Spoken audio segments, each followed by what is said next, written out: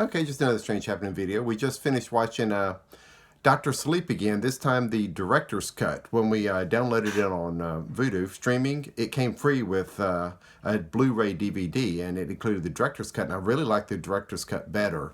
It included a lot more footage. I did like it. Some of the footage included even more how I relate. So whoever this consultant is, they're just like me. It's so weird. Watching all of Dr. Sleep. It's like, really?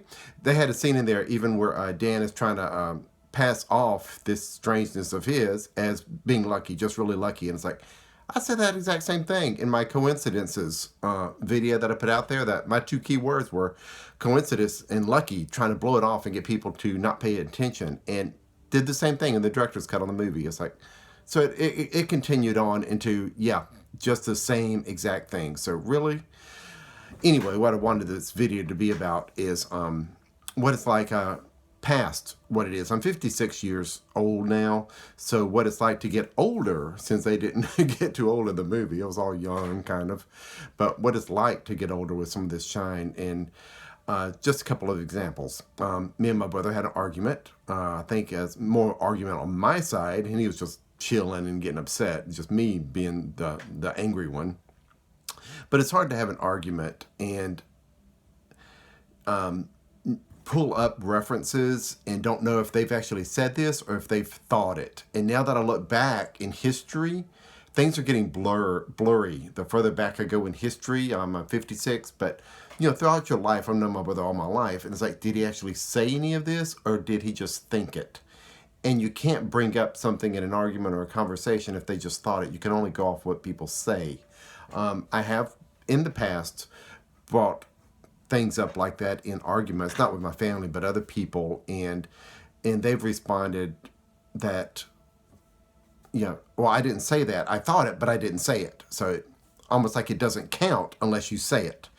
So trying to have arguments with people is kind of difficult sometimes because you know that they're thinking it, but they didn't say it, and it just doesn't work out well. So a lot of arguments, you just have to shut down and just give in. It's like you're not going to win because they didn't say it out loud. And in the reality world of everybody else, you can't go that route. It doesn't work out. Something else that I'm hoping I'm not falling into, I've talked a bit about being, in the past, there's a trap of being an arrogant, aggressive asshole. And falling into that trap. I hope I'm not falling into it again right now. Maybe it's just age, 56. Maybe it's just age and I'm losing patience. But the last several days, I've lost patience, it seems like, with people to where I'm tired of waiting for them to ask the question or finish the question before I give them the answer. I did that to my dad today. I dropped him off down near the Pink House to visit his brothers and sisters, and we're sitting there, and he says, "Oh, about the TV," and I said, "You need internet for that," and that's all he said was, "Oh, about the TV," and I immediately responded, "You need internet for that," and he gets a little confused and said, something about HBO." And then his sister spoke up and said, "No, not HBO." And he said, "Oh, I mean Netflix and YouTube and stuff." And I had to repeat my answer. "You need internet for that." "Oh, okay." That kind of thing. So it's like, I did it yesterday. That was today, this morning. I did that with my dad. Yesterday, I did it with my uncle.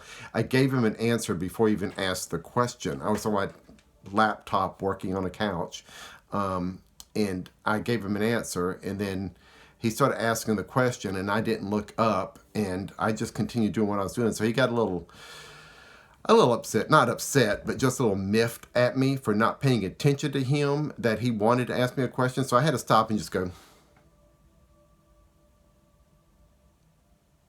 And I just had to sit there and stare and wait for him to get the question out and wait for him to ask the question.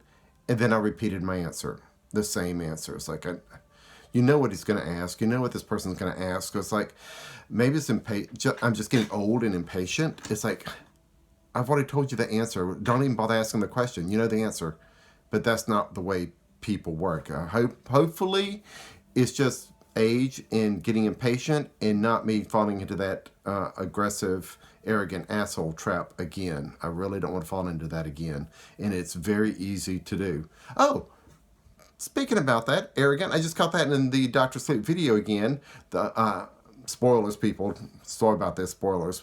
But Abra in the van with the guy driving the van said something about, you know, arrogance is the downfall, and he's not wearing a seatbelt, you know, thinking he's all impervious, and that's arrogance.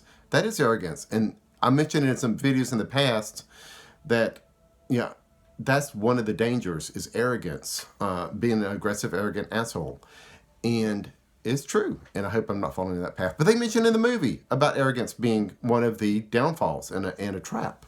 And I thought that was really another one that I didn't catch. So watched it a second time and caught even more. So I am definitely not the only person out there like this. Definitely not.